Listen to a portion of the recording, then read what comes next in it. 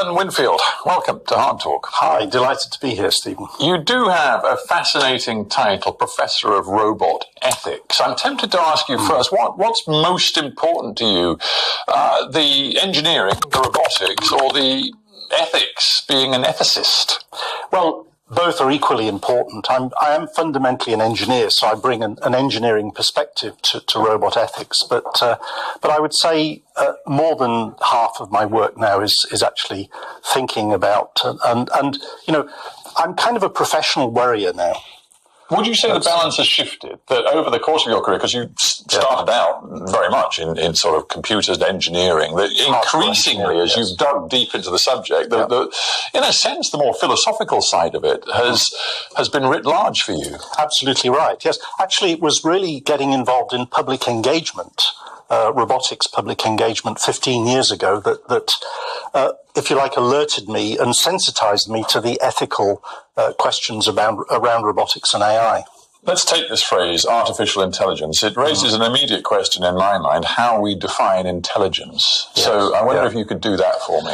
It's really difficult. In fact, one of the fundamental, if you like, philosophical problems with AI is that we don't have a satisfactory definition for natural intelligence. No. So, I mean, here's a simple definition. It's doing the right thing at the right time. But that's not very helpful from a scientific point of view.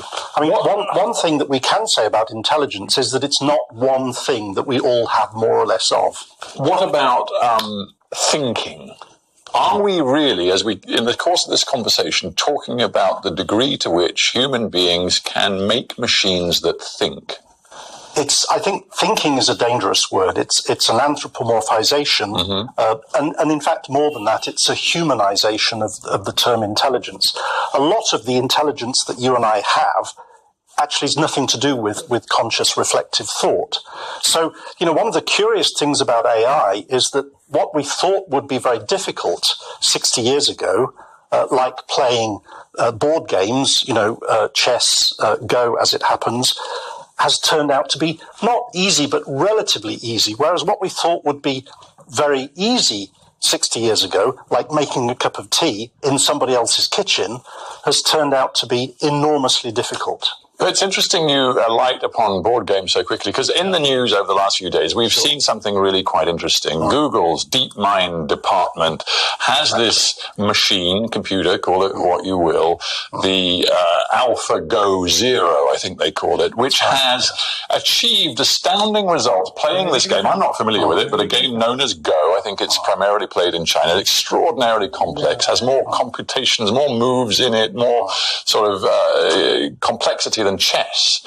And this machine is now capable of beating, it seems, any human grandmaster. And the real thing about it is that it's a machine that appears to learn unsupervised. That's right. I must admit I'm somewhat baffled by this, because I've just asked you about thinking. You say, no, don't use that word. But it seems to me this is a machine that thinks. Well, it's a machine that does, if you like, an artificial analog of thinking. It certainly doesn't do it in the way that you and I do.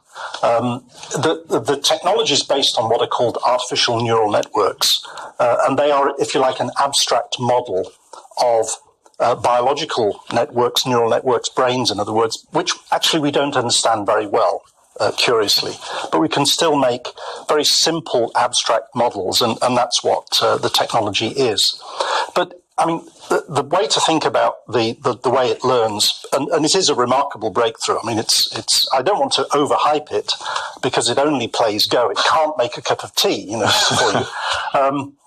But the very interesting thing is that the earlier generations effectively had to be trained on data that was gleaned from human experts and many, many games of Go. It had to be loaded with external information. That's right. And that was what we call supervised learning, whereas the new version, and again, you know, if I understand it correctly, I only scanned the paper this morning, the Nature paper, is doing unsupervised learning. We actually, technically, we call it reinforcement learning.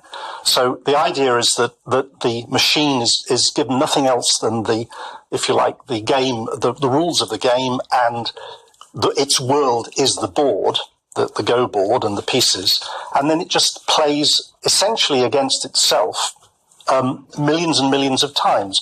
It's a bit like, you or a human infant learning how to, I don't know, play with building blocks, Lego, entirely on his or her own, over and by just learning over and over again. Of course, humans don't actually learn like that. Mostly we learn with supervision, with parents, teachers, brothers, sisters, family, and so on. But it's interesting, you are prepared to use a word like learning. Thinking you don't like, learning you're prepared to apply to a machine. I think it... What I want to get to... I think that's right, yes. Good. Yes. And what I want to get to, before we go into the specifics of driverless cars and autonomous fighting machines and all that, I still want to stay with big picture stuff. Yeah.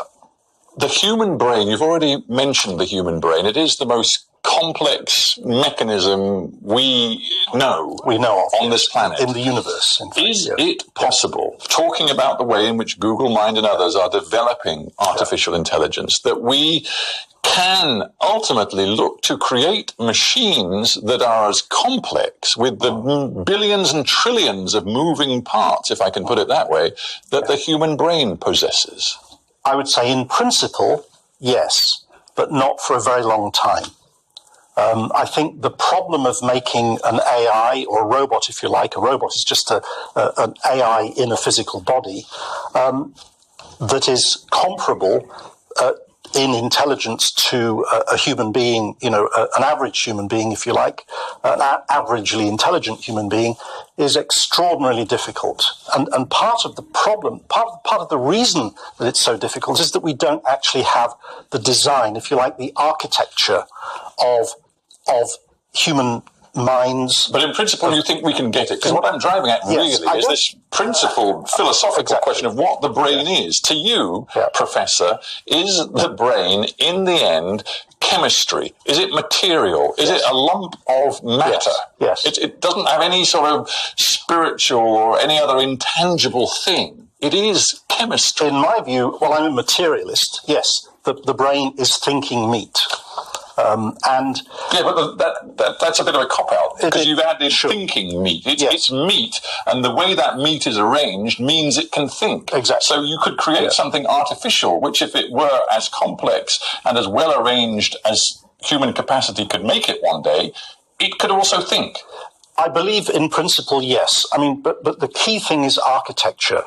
And, in a sense, the way to think about the current work on artificial intelligence, we have these artificial neural networks, which are almost like the building blocks. So it's a bit like having marble, but having a lot of wonderful Italian marble doesn't mean you can make a cathedral. You need to have the design, you need to have the architecture and the know-how to build that cathedral, and we don't have anything like